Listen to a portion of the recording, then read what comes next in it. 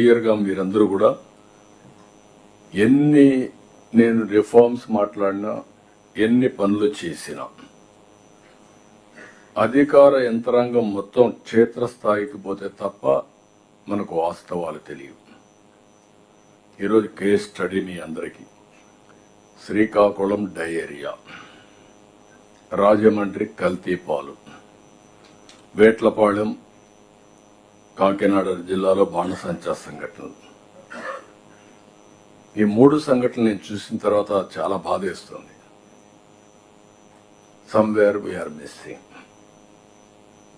We cannot miss it.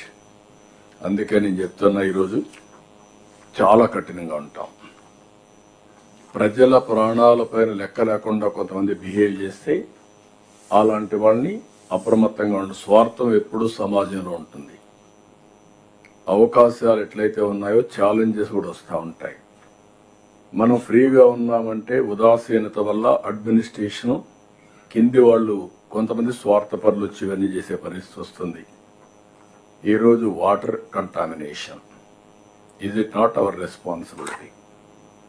3, food adulteration, what safety food safety department is doing. 3వది ఈ బాణసంచాలు, ఇవన్నీ కూడా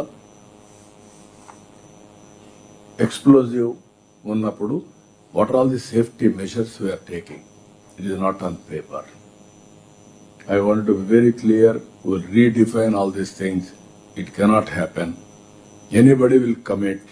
ఫెయిల్యూర్ ఉంటే కన్సర్న్ ఆఫీసర్స్ పైన, ప్రజలు కూడా పిచ్చి పిచ్చిగా చేస్తే వాళ్ళపైన కూడా కఠినంగా యాక్షన్లు తీసుకుంటే తప్ప ఏ కొద్ది మంది స్వార్థం కోసం సమాజంలో ఇలాంటి జరగడానికి వీలు లేదు.